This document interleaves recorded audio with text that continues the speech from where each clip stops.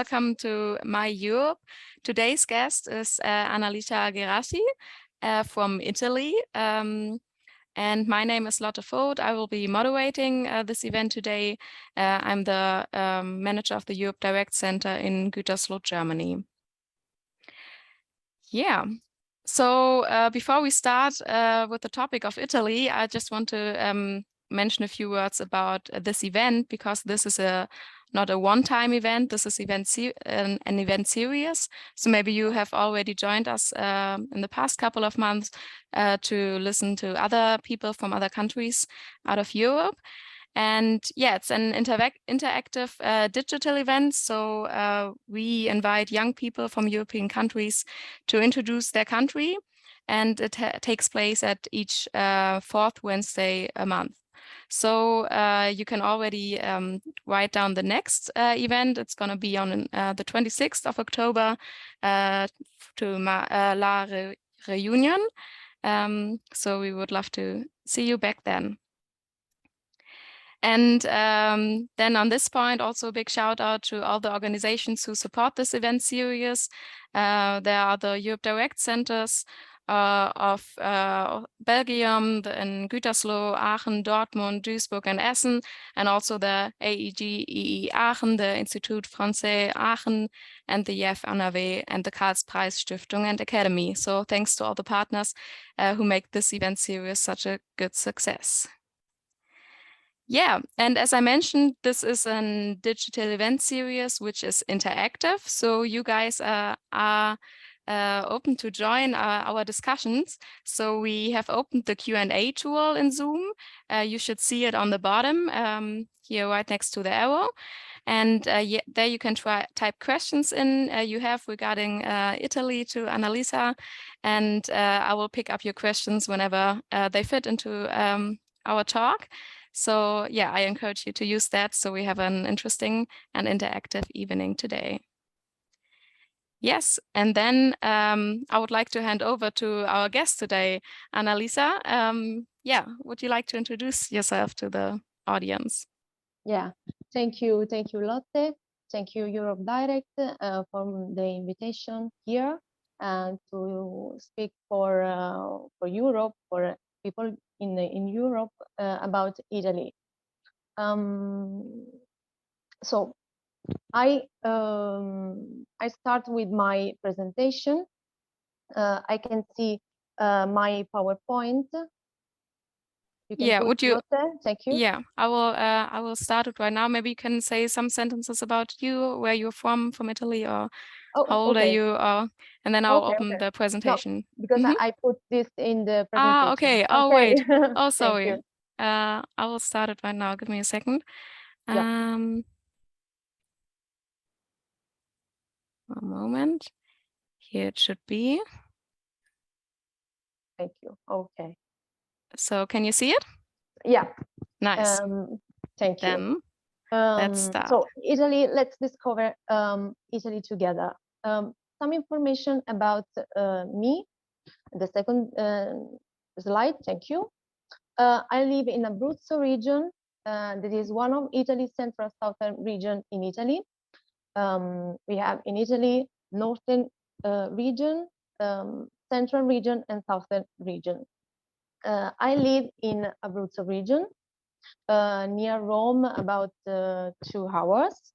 So I obtained a PhD in governance of business, administration, and society in the international dimension in the University of Teramo.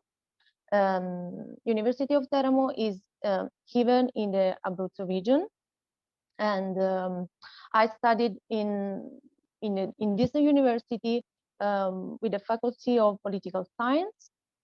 I'm currently a postdoctoral researcher in international law at University of Teramo, the same university, and I study the specific thematic about international migration law during the last year. About my hobby and sports, I put here something. I love traveling, walking surrounded by nature, painting, swimming, and cooking like more Italians. So this is a few things about me. You can go with the other slide. Thank you, Lotte. Introduction to Italy. Some information. First, Italy has a particular shape. You know, that is a boat. If you see the map in the right of the slide, you see the Italy and this particular shape. Okay, okay. It is a peninsula in the southern of Europe. Italy is a democratic republic with an established system of parliamentary government. So we have a government, a parliament, and a president of the republic. Okay. For this, I put the one question, the first question for the quiz. Yeah, so now the audience should see a quiz question. No, sorry, it is number 3. Question number 3. So now you can answer to Annalisa's question on the Zoom.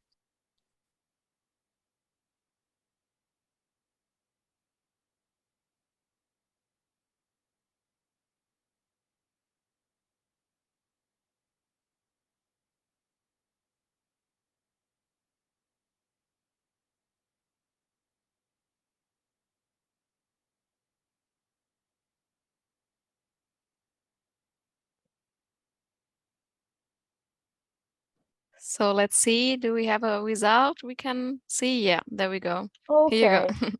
It's right. Yeah, it's right. He is Sergio Mattarella, and it is his second mandate. So it is true. It is a good share, 67%. So it is right, Sergio Mattarella. It is he is a president of the Republic of Italian States. And then we can see another things about the geography. We have 95 provinces and 20 regions. Okay, and the Rome is the Italian capital, as we know. So some things about the geography and the political dimension, juridical dimension of Italy. The first question of the quiz, you can put, okay.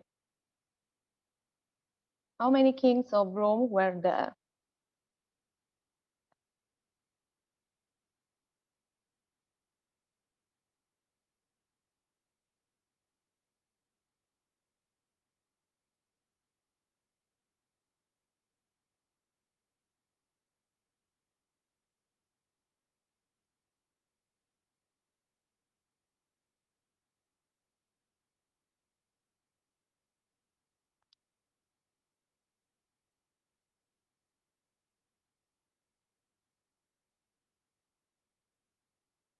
Okay.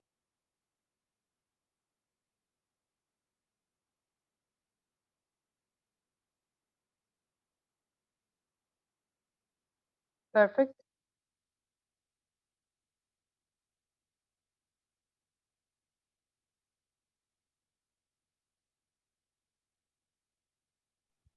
So what is the correct answer, Annalisa?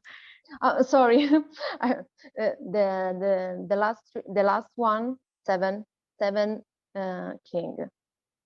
So it is true, and it's going right. We had 7 king, and so the history of Italy. I put some information about the history of Italy and in specific the Roman age. For this, I put the question about the 7 king. In the Roman age, we have three specific periods. The monarchic age, 753 BC to 509 BC, where we have 7 kings follow one another in this period: Romulus, Numa Pompilius, Tullius Hostilius, Anco Marcius, Tarquinius Priscus, Servius Tullius, and Tarquinius the Superb. So this is that is the thing about 7 kings in the monarchy age.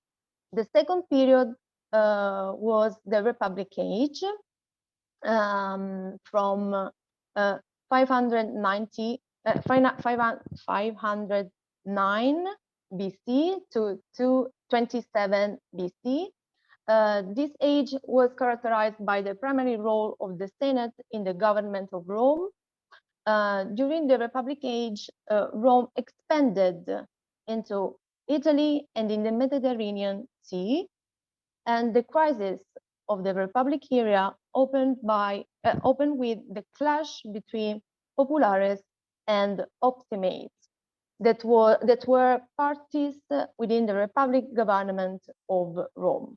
The populares were the party for the people, the pure people, and the optimates was the party for the elite, the Roman elite. The third age was the imperial age, from 27 BC to 476 AD. It is the imperial age, imperial period. This period can be divided into 2 phases. A phase of splendor until the 2nd century AD, and a phase of crisis in the 3rd century AD. And the first emperor during the imperial age was Octavian Augustus. So this is some things about the Roman age. Then this is a great step from Roman age to the union of Italy. And this is the second questions for the second question for the quiz.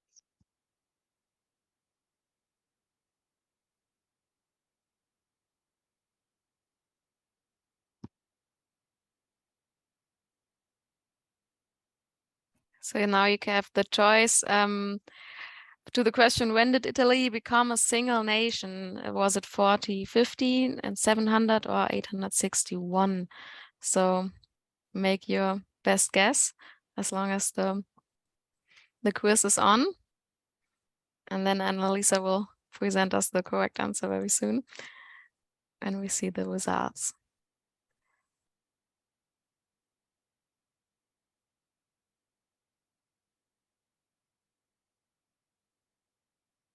So there we go. Okay. We see now the results. Most people voted for 1861. Is that correct? It's correct. Yeah. It is the date correct. 1861. And before this date, we have many countries, little countries, reign of the 2 Sicily and the other principalities in specific Tuscany region. And then with more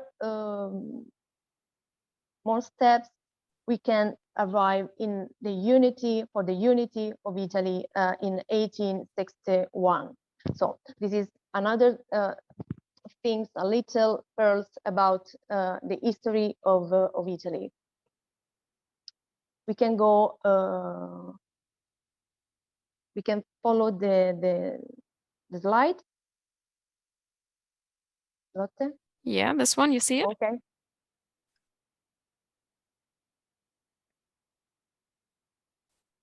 Right. Yeah, this one is the correct one. I can see. I see the question. Okay, maybe then our technical background can close the quiz then, or can you close it yourself? Okay. Okay. Yeah. Yeah, perfect. So we have seen the part of history, in specific the Roman period, and anything about something about the Renaissance of Italy and the Union of Italy. So what about culture, art, and architecture? In 2021, Italy has risen to the top of the UNESCO list with 79 sites, 59 sites among cultural, natural, and mixed sites. UNESCO is the United Nations Educational, Scientific, and Cultural Organization. So its duty is to create, collect, and protect the cultural, natural sites among the world. And Italy is one of the most important country that have many sites, protected sites for UNESCO. This is the map chosen by UNESCO. We can see many sites. So the other slide. Thank you, Lotte.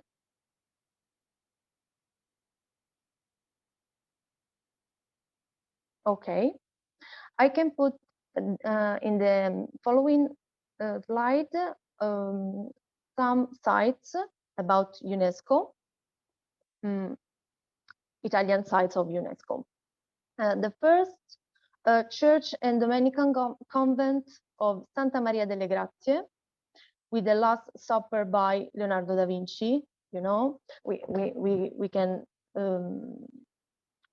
see the important painting by Leonardo da Vinci. And this is one of the most important Italy UNESCO sites. The other site, okay, is the Aeolian Island. And the Aeolian Island were in Sicily, near Sicily, and provide an outstanding record of volcanic island building and destruction and ongoing volcanic phenomena. The islands have provided the signs of volcanology with example of two types of eruption, Vulcanian and Strombolian, and thus have featured prominently in the education of geologists for more than 200 years.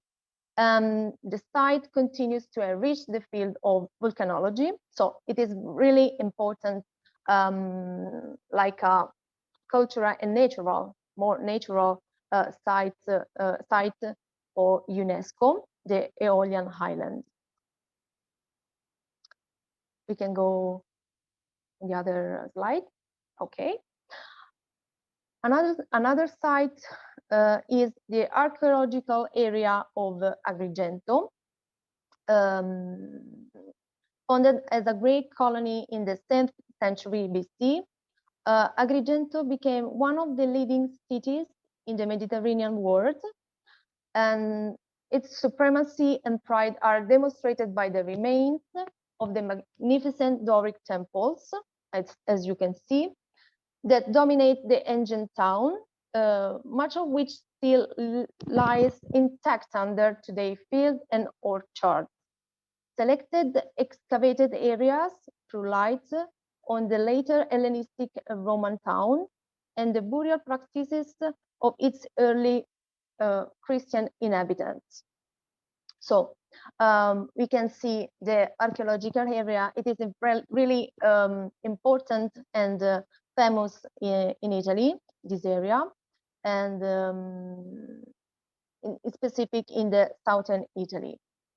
We can go for the following. Okay. So we have seen some sites about UNESCO, and now I see I put another things about culture and art in Italy. For example, the Uffizi Gallery in Florence, where there are many pieces about many paintings and sculpture. And this beautiful museum in the art of Florence preserve a collection of works of art from the 12th to 18th century that come directly from the Medici family collection. And among the various works preserved, we suggest here Sandro Botticelli's Venus, the most famous Venus in the art. And the Birth of Venus is a tempera painting on linen canvas by Sandro Botticelli. It was painted from the Medici Villa of Castello. This is some pearl about the art in Italy. Another pearl of art in Italy and culture, but it is more a site, a UNESCO site, is Matera, Sassi di Matera, or stones of Matera. These are Ruprestrian buildings and architecture carved in the rock form the historic center of Matera. In 1993, it became a UNESCO heritage site, and in 2019, it was designated the European Capital of Culture. So, okay. We have seen the art, some art and architecture about Italy, the Italian heritage. Now we can see the food. We can talk about food. In Italy, it is a vital issue, really. And one of the highest expression of affection is, have you eaten? We can hear this answer, this question about our mother or our grandmother or uncle, and we have many dishes in Italy. We have many food culture in Italy. We have traditional national dishes like pasta, most famous, pizza, or mozzarella and cheese, other cheese. This is many dishes, known dishes, but in the other slide, okay, we have typical national dishes, but we have typical regional cuisine, because we have 20 regions. Each region have typical regional cuisine with typical products and dishes.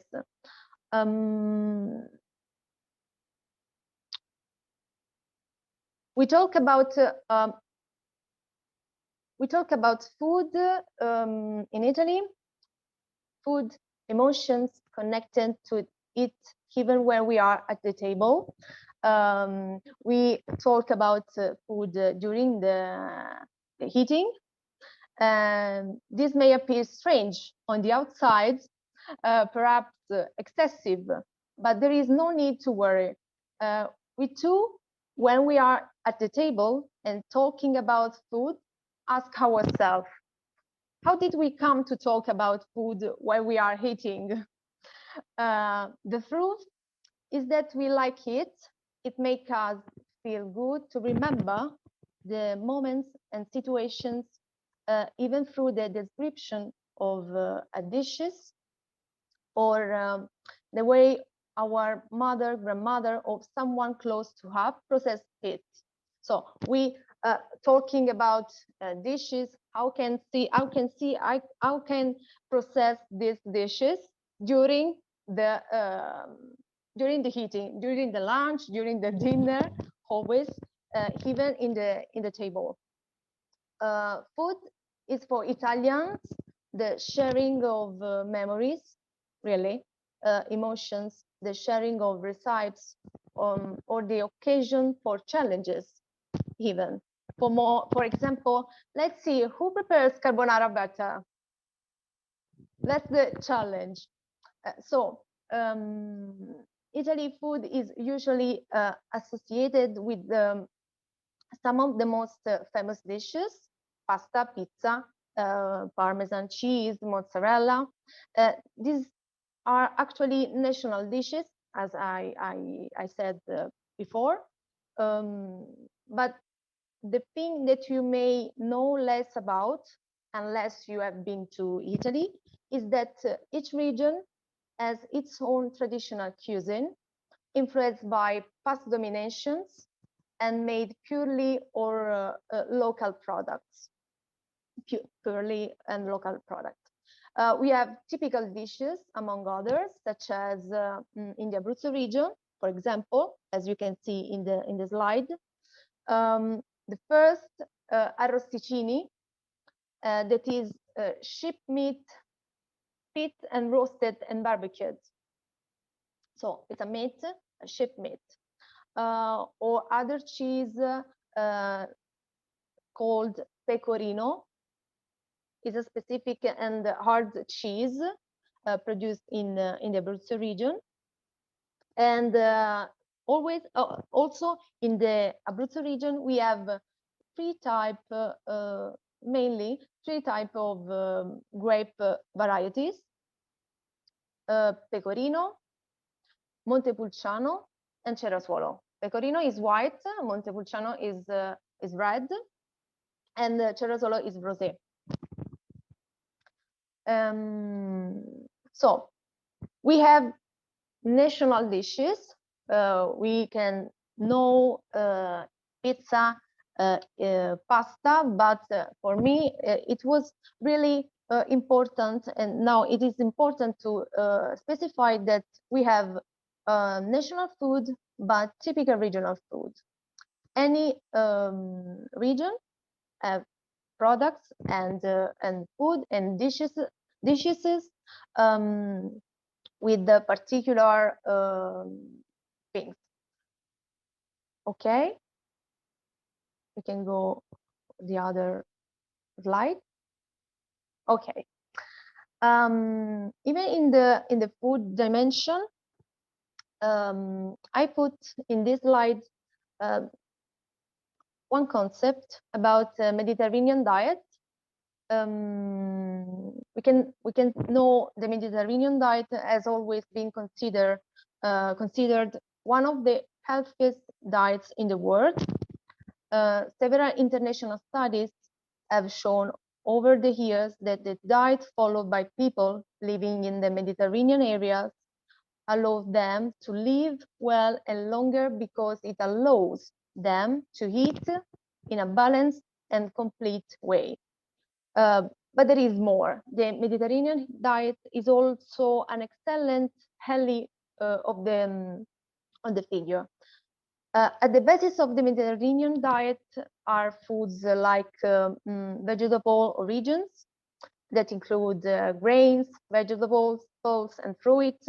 Less frequent but still present are fish and meat, dried fruit, and extra virgin olive oil.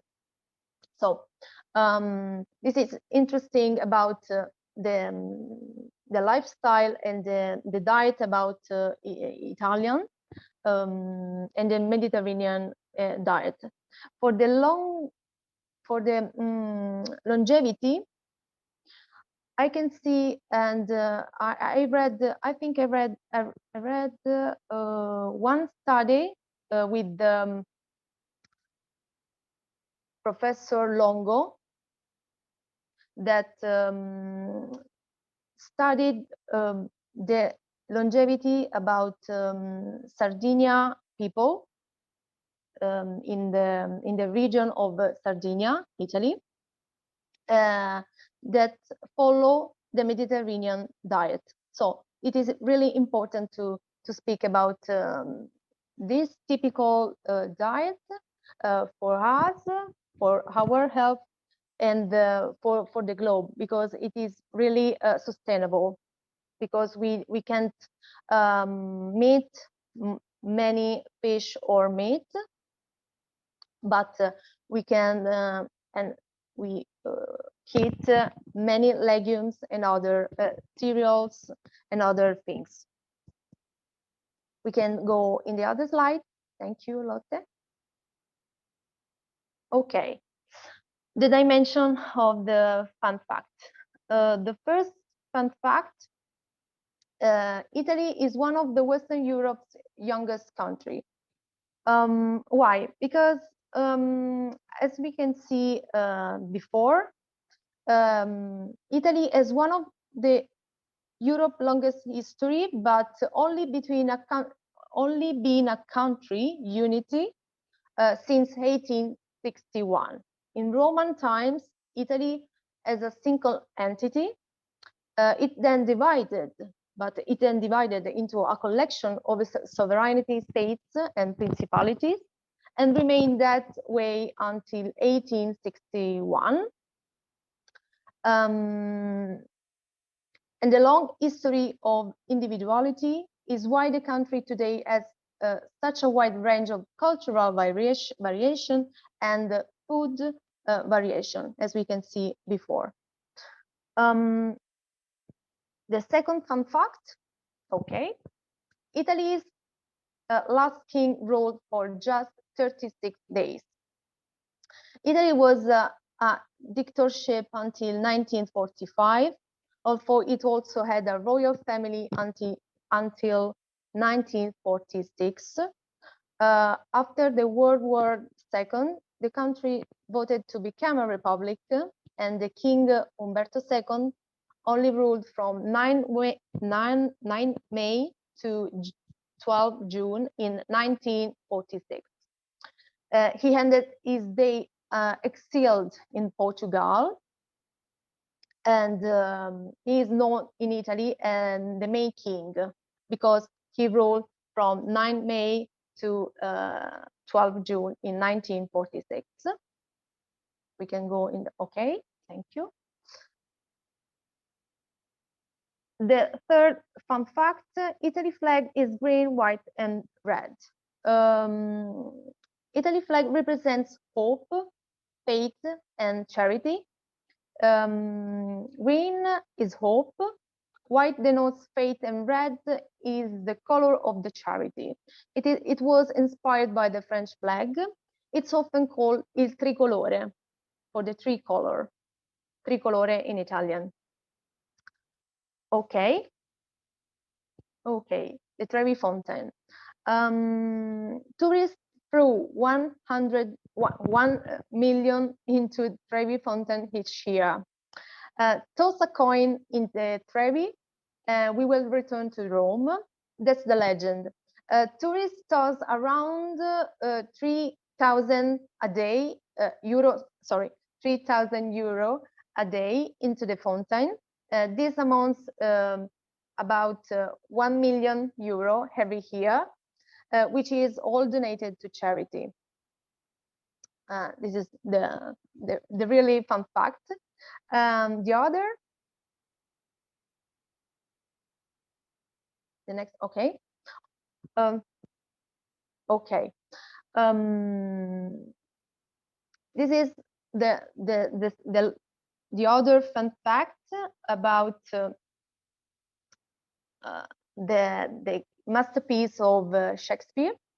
13 of the Shakespeare masterpiece were set in Italy. It is really interesting. For example, in Venice, this photo is Verona, Romeo and Juliet.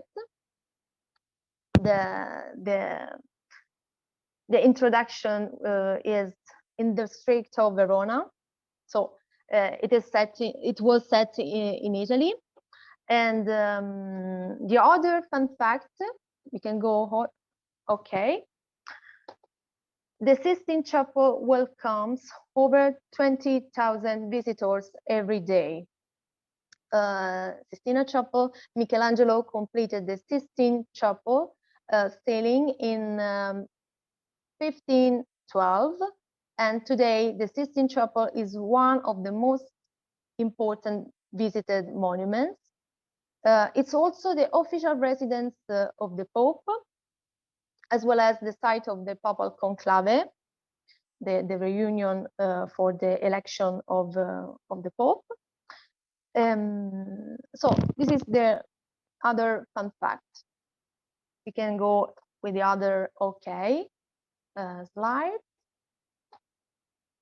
Italy is home to Europe's only 3 active volcanoes, Etna, Vesuvius, and Stromboli. Mount Etna on Sicily last erupted in 2021. Its 50th recorded eruption. However, plumes of steam regularly flow out of the volcano and are the best seen from Catania, the town near the Etna. The second volcano, Vesuvius, is that in Naples, has been dormant since 1945, but the most important eruption was for the Pompeii sites. We can see and we can know the Pompeii sites near Naples, and the effect of the devastating during the 76 AD eruption.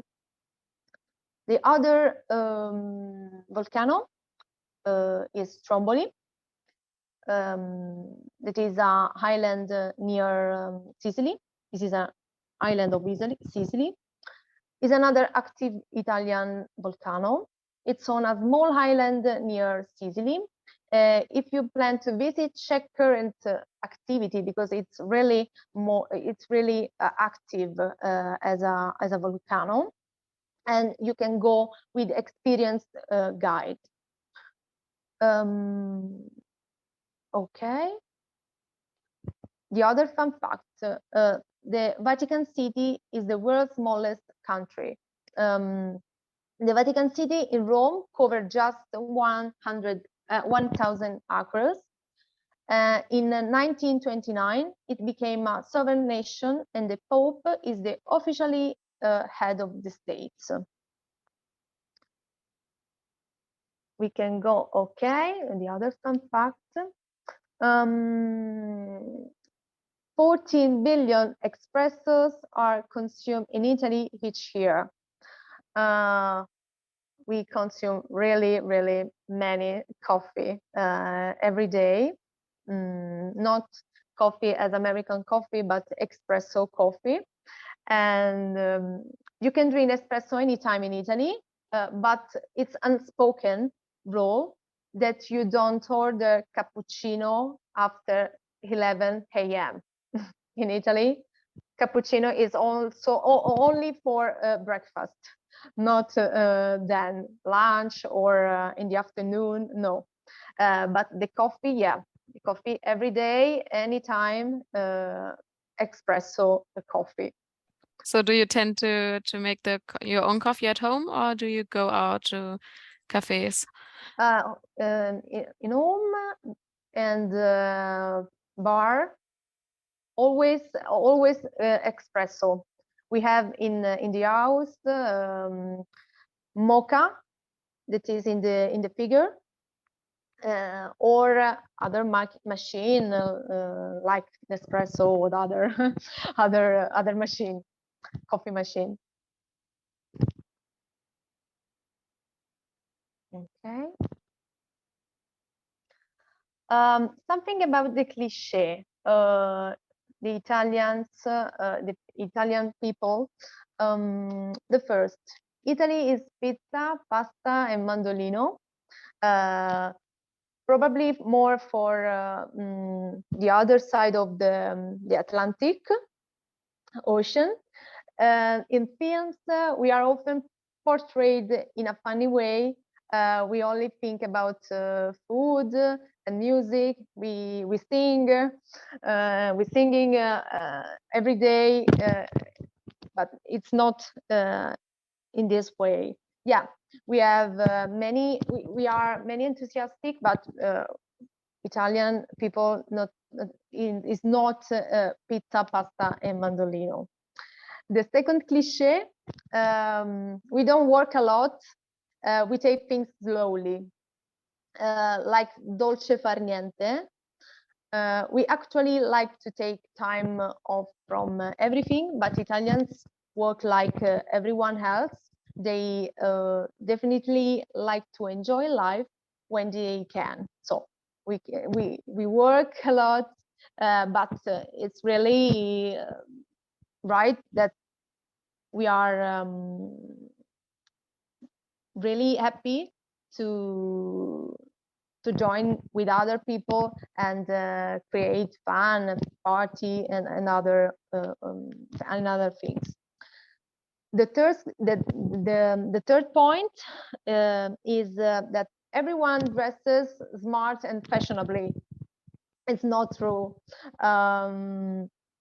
It's true that we are easily recognizable because we like to dress well, but not everyone follows fashion or wears with the famous brands like Prada, Dolce & Gabbana, Valentino, and so on. The other slide. The fourth, we speak loudly. This is quite true. We are easily recognizable. We are particularly sociable and extrovert in the way we speak. We speak, and in the same time we have gesture with the hand, more with the hand. 5 points. Our national sport is football. This is true. Most have a favorite team: Roma, Milan, Juventus, and other football team. But in recent years, there are more and more sports being followed, such as volleyball, rugby, and other sports. The last point about cliché: mafia. There is cliché about this, but it's also reality. The mafia is unfortunately present in our territory, and particularly localized in certain areas. Sicily, Campania region, Calabria region, and other region, but Italians are not the mafia. So the general, it's true. There is a specific phenomenon, mafia, but Italians are not mafia. It's a part. It's a little part. We can go. Okay. The other slide. Italian gesture and dialects. Okay, we have quiz, a question 5. Yeah. How many ways of gesturing have been collected that indicate the way Italians converse? 65, 123, and 250. You can choose the right, perhaps.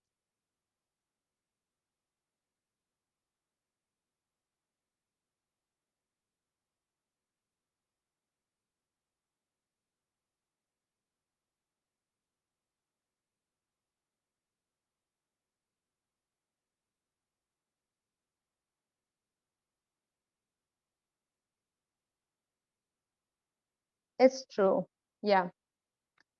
It's correct, 250. Okay. That's quite a lot. Yeah, yeah. Oh no. Yeah. We have many gestures, and for us, it's really nature to develop many develop any of this. For example, the most famous is this. What do you want? This is the significance, or relax, take it easy, or this, that is attention, I see you, and other type of gesture that for us is to a really part of the communication with family, with parents, or friends, and the other dimension, professional dimension. We have this type of gesture during, for example, the work hour. We speak and just create the gesture during the conversation, and even probably for the southern of Italy, to stay near of the interlocutor, the other person that you can put and speak with you. It's really a contact with the other people. The other question is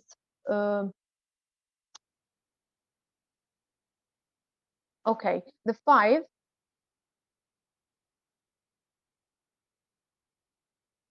Yeah. Besides Italian, the official language, there is a particular dialect or inflection in every Italian region. How many are there? 10 dialects, 22 dialects, 31 dialects. You can choose.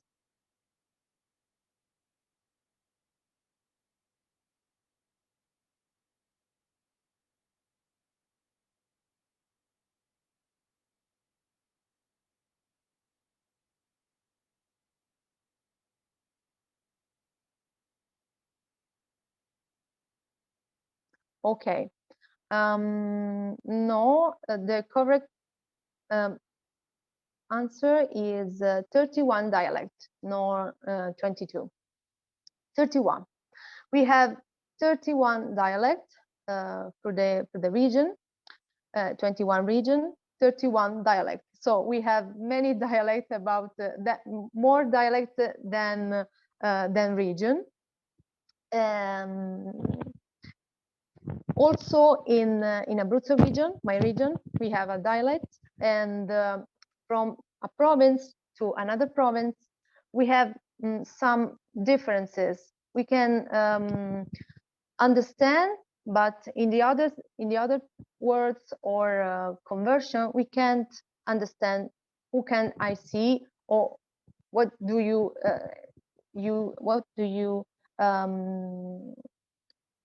say about anything? So we have 31 dialects, and the map that I put in the slide, it's clear because we have many dialects in the north, but in the center and the south of Italy. So it's really funny to understand, or better to hear the different dialects when we travel about through the region, really. For example, I stayed in Sicily the last August, and I hear many type of dialect and inflection, more inflection than dialect, because the dialect is really difficult. But probably for Sicily is more simple because we have many films set in Sicily. So we are we have here to understand the dialect. So this is I think this is the last. Yeah. Okay. Thank you for attention. This is the last slide. It's really important for me present Italy. Some things about the geography, the culture, the art, and the lifestyle and cliché about Italy. Nice. Thank you so much, Annalisa, for the great insight into Italy. I think we all learned a lot. I did. So yeah, thank you so much for preparing the nice presentation. And Thank then you. Thank I you. think we can now move on and look if our guests, our participants have some questions to you. Yeah. Maybe regarding what you just said the past minutes about Italy. I see already one question up, so I encourage the other people also to write your questions in the Q&A tool into Zoom. But let's start with the first one of one guest. The question is it true that young Italians live at home quite a long time before they move out? How come? Yeah. So what would you say? Yeah. In part, it's true, because we have many young Italians that live more than other young Europe young in the house. This is because probably the young people in Italy have less social and work opportunities. Usually more in the southern of Italy, in the central and southern of Italy, while in the north of Italy, it's really developed the dimension of work. So it is in part true, and in part it's not the real photo of the young Italians. Yeah, so it makes sense if you don't get a job, that you try to save some money and stay with your family first. Yeah. Okay, so the next question is, are Italians a proud nation? Proud of being Italian? And if yes, what they are most proud of?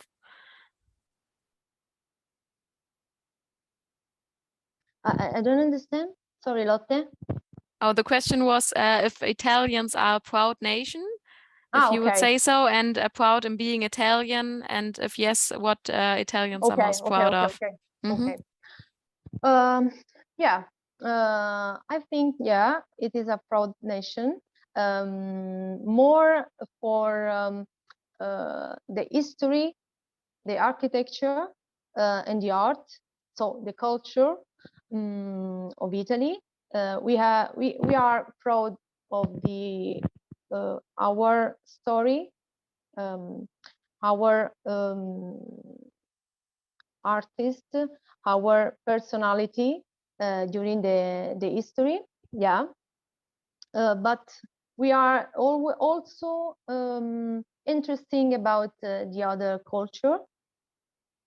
Really interesting about the other culture. We have many cities like Naples or Genova or Venice or the other town that represent the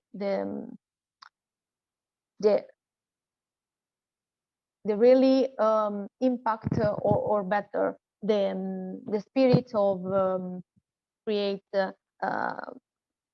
connection with the other people. And I said Naples, Venice, and Genova, because that are a city with a sea. So it's really important the openness about the culture of the other, and so yeah, Italy is proud of our history, our culture, our art, but it's really open with other people. Even if the last day we have the election,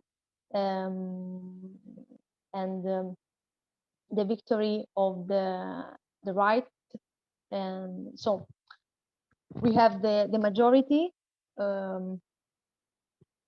of the Italy in this way, in this moment, that vote to the right. So it is really dangerous in part, because we have in the right coalition, right? I don't remember the typical terms. In the party, we have extreme right.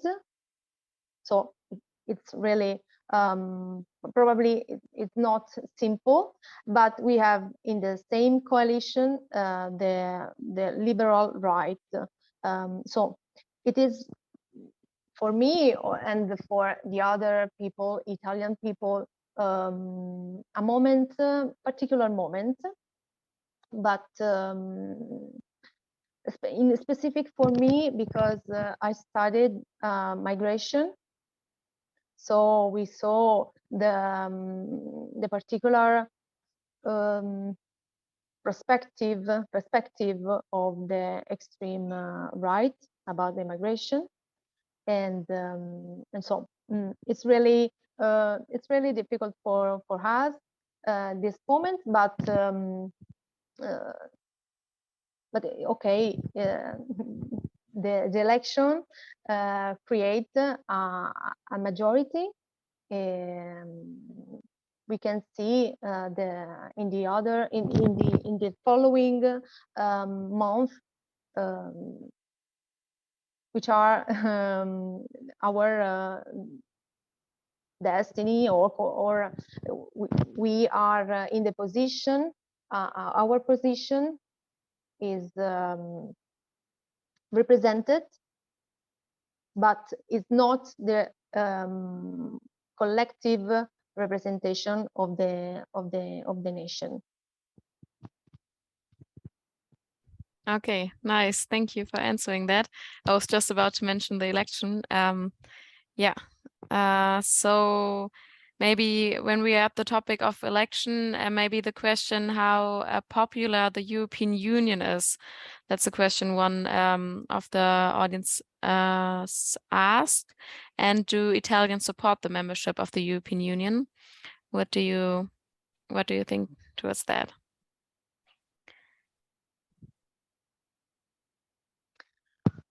I think the popular as the party, like a party. No, popular, the popular. Okay. no, Italian. how if the European Union, the Okay. EU, if is it accepted in Italy? Do the Italians support the European Union, the membership in it, and is it popular to be Okay. European? I think not well, because I said something about the position of the right coalition, and we know the position, the perspective, the anti-European perspective of the right coalition.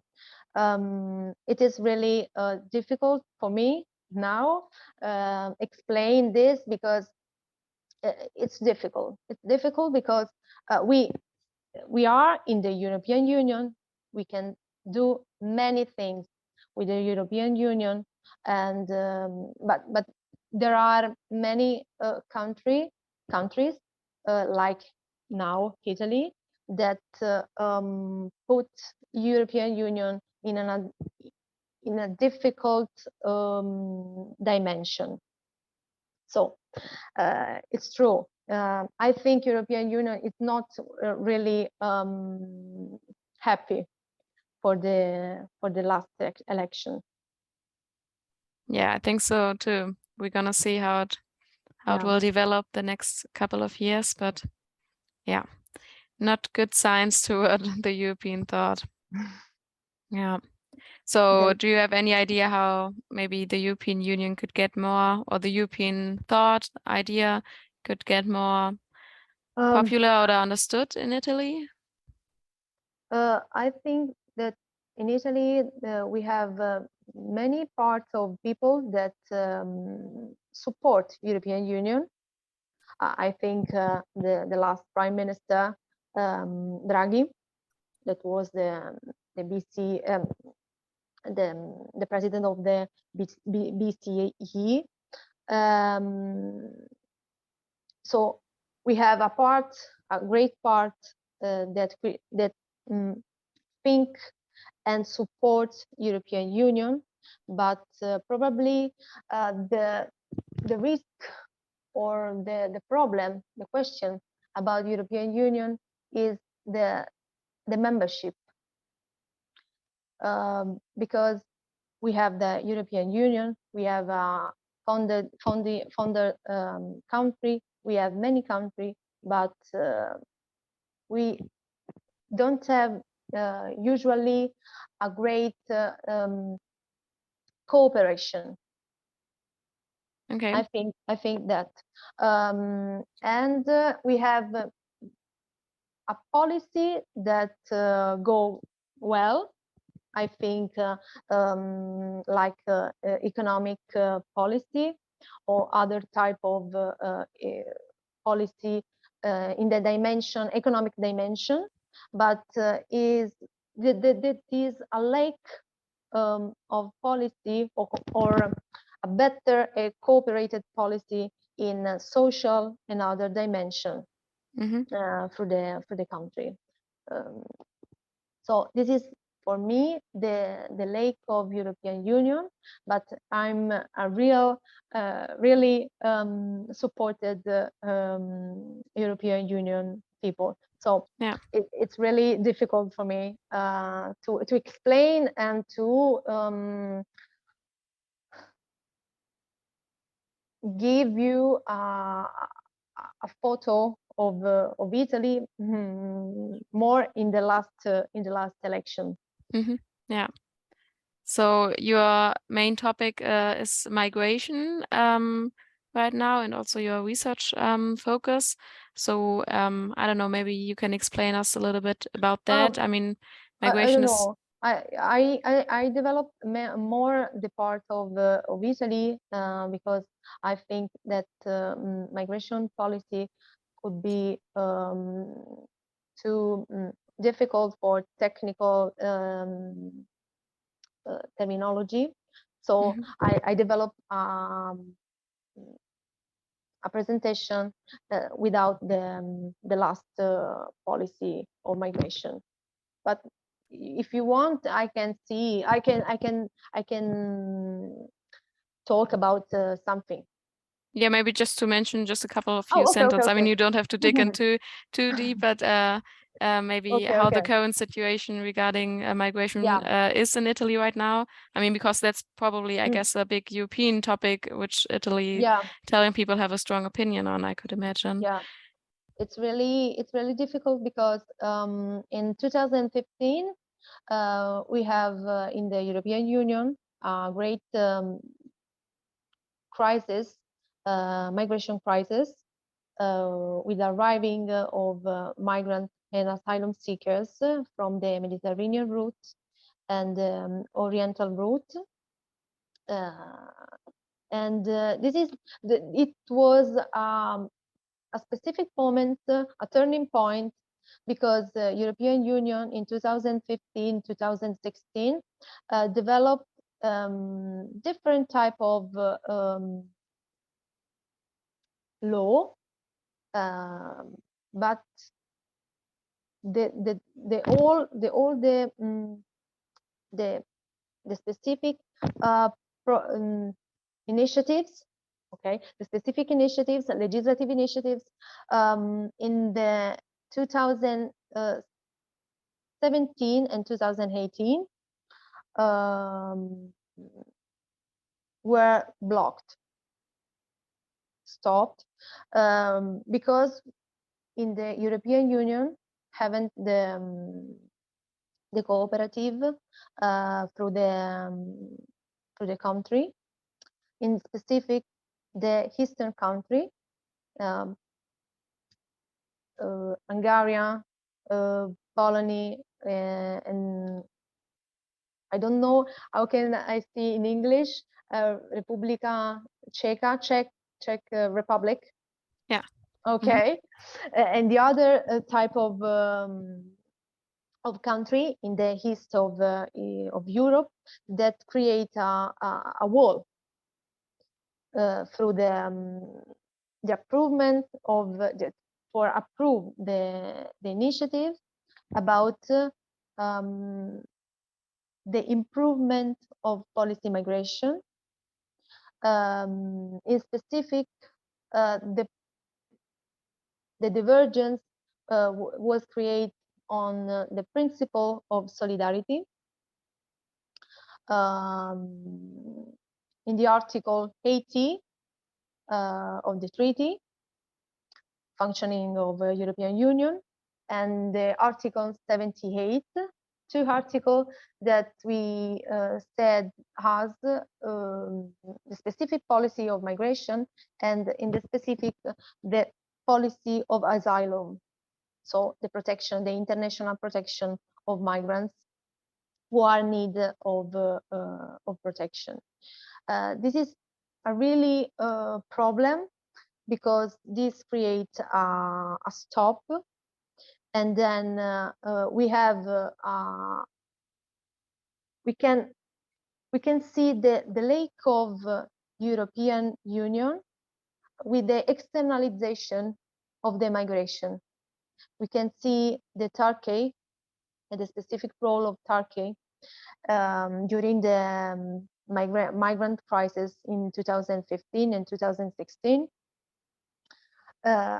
This creates a gap between how can European Union can do, and how can European Union it's impossible for any country, because we have a wall, so we don't have cooperation and community methods to develop and create legislative initiatives by European Commission. The European Commission developed many initiatives, interesting initiatives, but in the Council, in the Parliament, we have the stop more in the Council, because in the Council we have the Minister of Interior about all the members of the European Union, 27 countries. So this is the lack of European Union, and the lack is visible through the externalization policy and accommodation of migrants and asylum seekers. So this is a pity, a really pity, because we have the potential, we have the article, we have the possibility, the power for the European Commission and the Parliament to develop a more confident and more really open policy, but in the reality we have the stop with the country, some country, always, or right, it's some country, not always, not all the country. Yeah. So this is the problem, and the principle of solidarity was mentioned really many times, but the principle of solidarity now is not in reality. Yeah. So one question of our participants was if you think that the refugee crisis in 2015, you just mentioned as well, has made the European Union unpopular in Italy. Would you agree to that? I think probably in part because Italy was with Spain and Greek, the country who have many solicitation about the migrant, the arriving of migrants. So it is possible that a part of unpopular European Union perspective could be developed in 2015. Yeah. Yeah. The other question is regarding the what's your favorite? integration. Okay. So yeah, does the integration of refugees work well in Italy? I mean, maybe you can talk a little bit about the situation in general, how it is at the moment, because in the German media, the topic is not one of the top news in the past years due to COVID and Ukraine and stuff. So it has been a big topic here, 2015 and 16, but now it's kind of gotten a little bit silent. So maybe you can explain it a little. Yeah, the integration, the dimension of integration of refugees in Italy, it's really a problem because we don't have the structure and the facilities, the right facilities to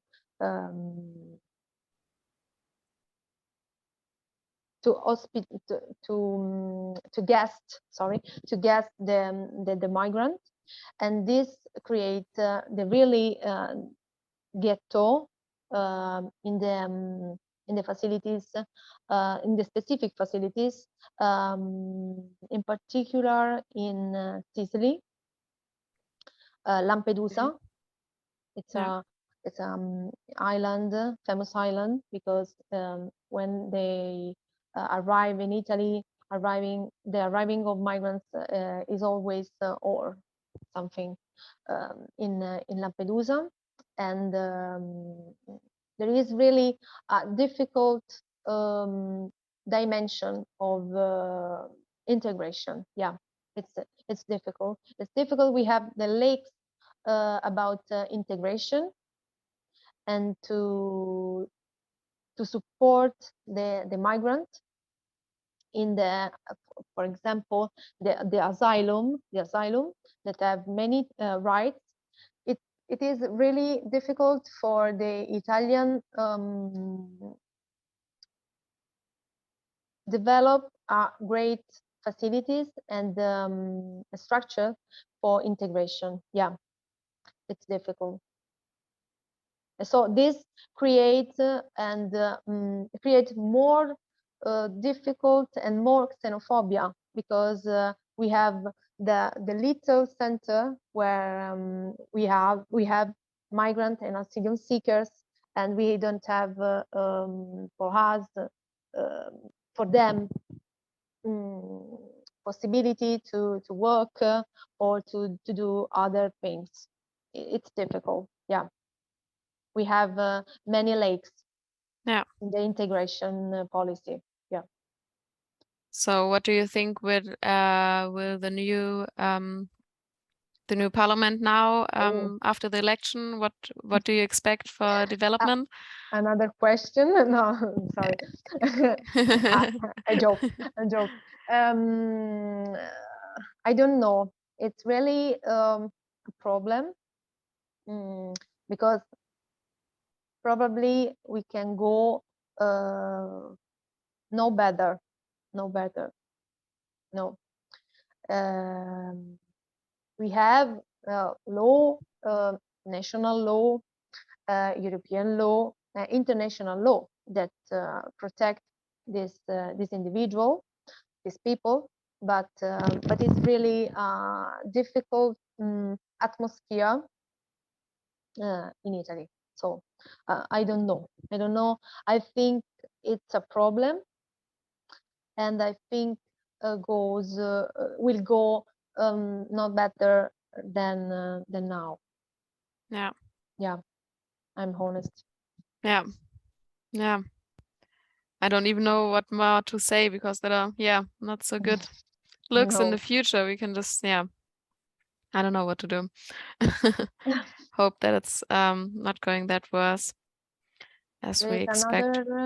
another Yeah, question. let's see. Oh. We have there were all the top questions on the topic of migration. So if you have any more questions regarding that, feel free. We have our expert here.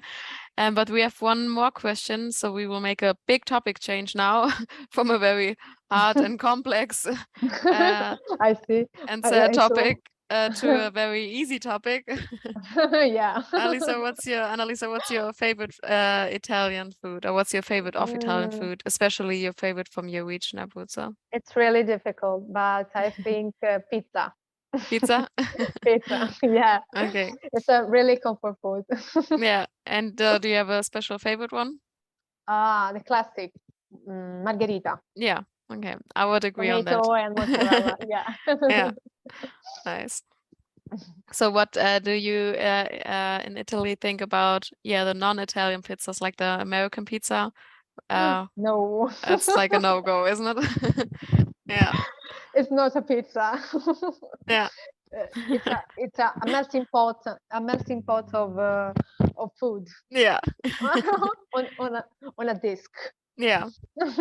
They messed it up. Nice. So, maybe one more questions I've noted down during your presentations, while you were talking about all the different regions. So is it typical for Italians to travel a lot in their own country? I mean, because you have a beautiful and so many nice areas. Italians tend to also, travel a lot abroad. Can you? If I travel out of Italy, or I stay in the region, Yeah, in the or if other region. Oh, okay, Italians, okay. like if Italians do holidays most likely in their own country, No, somewhere I at the other think that place of the okay, country. okay. I think that Italian go really out or in the other country.